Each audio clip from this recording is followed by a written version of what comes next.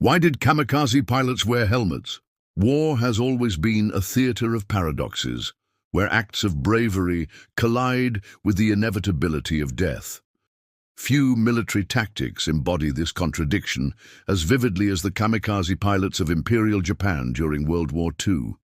These young men, often barely out of their teenage years, willingly sacrificed their lives in suicide missions, crashing explosive-laden planes into Allied ships. But here's a question that has puzzled historians and curious minds alike. If these pilots were on one-way missions, why did they bother wearing helmets? Was it practicality, symbolism, or something else entirely? To unravel this mystery, we must delve deep into the origins, strategies, and cultural context of kamikaze warfare. The origins of kamikaze tactics. To understand the role of helmets, we must first explore the desperate circumstances that led to the creation of kamikaze units. By late 1944, Japan was losing the war on nearly every front. The tide had turned decisively against the empire after pivotal defeats at Midway, Guadalcanal, and the Philippines. Its navy was decimated, its air force crippled, and its industrial capacity severely weakened by relentless Allied bombing campaigns. With resources dwindling and conventional forces unable to match the Allies' overwhelming firepower, Japanese military leaders turned to an extreme strategy, using human-guided missiles. The word kamikaze translates to divine wind, referencing ancient typhoons that once saved Japan from Mongol invasion centuries earlier. In modern times, however, it became synonymous with self-sacrifice.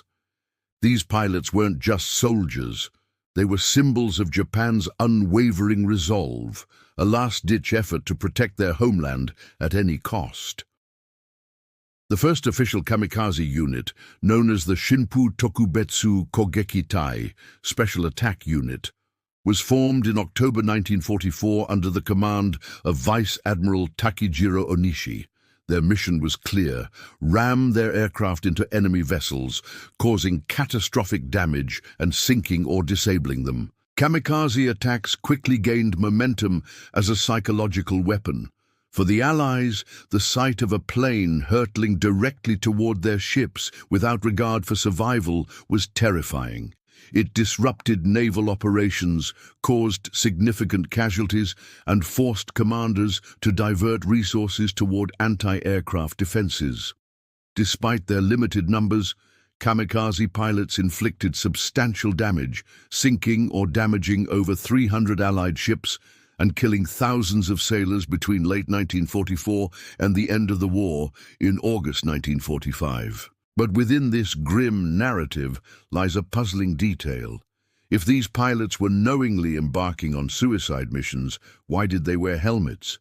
Surely, a helmet wouldn't save someone deliberately crashing a plane into a ship or enduring a hailstorm of anti-aircraft fire. Or would it? Practical reasons for wearing helmets. At first glance, the idea of equipping kamikaze pilots with helmets might seem unnecessary or even ironic. After all, how much protection could a simple piece of headgear offer when your mission involves slamming a plane full of explosives into a heavily armored battleship? Yet when viewed through the lens of practicality, there are several compelling reasons why helmets remained standard issue. Protection against shrapnel. One of the most immediate dangers kamikaze pilots faced before reaching their targets was anti-aircraft artillery, commonly referred to as flak. As Allied ships detected incoming aircraft, they unleashed barrages of explosive shells designed to detonate mid-air, creating clouds of lethal shrapnel. These fragments could easily penetrate the thin metal or canvas fuselages of many Japanese planes, including the Mitsubishi A6M0, which was frequently used in kamikaze missions. A helmet provided critical protection against these fragments, increasing the chances of surviving long enough to complete the mission. While a direct hit from anti-aircraft fire would likely be fatal regardless of protective gear, smaller pieces of shrapnel could cause injuries that might incapacitate the pilot prematurely. Even a minor wound to the head could impair vision, disrupt concentration, or render the pilot unconscious. All outcomes that would prevent them from hitting their target. Oxygen needs at high altitudes. Another crucial factor was the need for oxygen at high altitudes. Many kamikaze missions involved flying long distances over open water to reach Allied fleets stationed far offshore. At such altitudes, oxygen levels are dangerously low, and pilots relied on oxygen masks connected to tanks inside their cockpits. Helmets played a vital role in securing these masks in place, ensuring a steady flow of oxygen even during turbulent flight conditions. Without proper oxygen supply, pilots risked passing out before reaching their targets, a failure that would render the entire mission pointless. Surviving unexpected outcomes. While kamikaze missions were inherently suicidal, not all attacks succeeded. Mechanical failures, navigation errors, or defensive maneuvers by Allied forces sometimes resulted in pilots missing their targets. In rare instances, they survived their missions only to be captured or escape. For example, some pilots managed to bail out of their planes moments before impact, while others crash-landed in remote areas and evaded capture for days or weeks. Wearing helmets increased the likelihood of surviving unexpected outcomes, however slim those odds might have been. Psychological and cultural dimensions. Beyond practical considerations, helmets also carried psychological and cultural significance that cannot be overlooked. Maintaining warrior identity. For many kamikaze pilots, wearing a helmet may have offered a sense of normalcy amidst the chaos of war.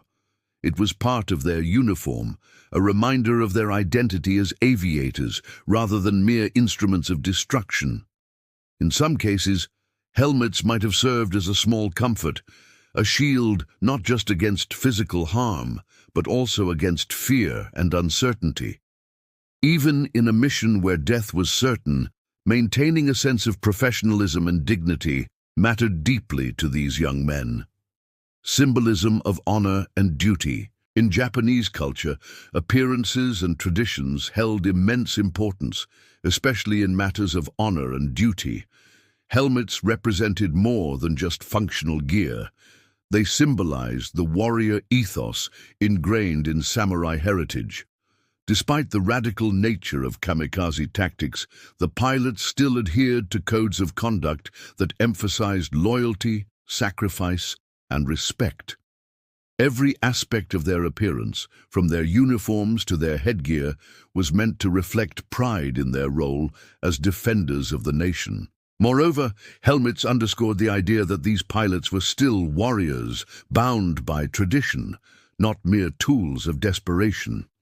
Even in death, they sought to uphold the values of discipline and courage that defined Japan's militaristic ideology. Logistical considerations. From a logistical standpoint, helmets were standard equipment for all pilots, regardless of mission type. Since kamikaze operations evolved rapidly and often utilized existing resources, there was no time or justification to remove helmets from the equation. Stripping away such gear would have required rethinking supply chains and training protocols, an unnecessary complication given the dire circumstances. Additionally, helmets were relatively inexpensive and easy to produce compared to other components of a pilot's outfit, making them a pragmatic choice. Conclusion: beyond the helmet. In conclusion, the decision to equip kamikaze pilots with helmets wasn't born out of naivety or contradiction. Instead, it reflected a combination of practicality, psychology, and cultural values. Helmets safeguarded pilots during the perilous journey to their targets, supported essential life support systems, and upheld traditions of honor and discipline. Far from being redundant, they underscored the complexity of war, a realm where even gestures of futility carried profound significance. So next time you hear about kamikaze pilots and wonder why they wore helmets, remember, history is rarely black and white. Behind every detail lies layers of context waiting to be uncovered. The helmet, though seemingly insignificant, tells a story of resilience, adaptation, and humanity in the face of unimaginable adversity.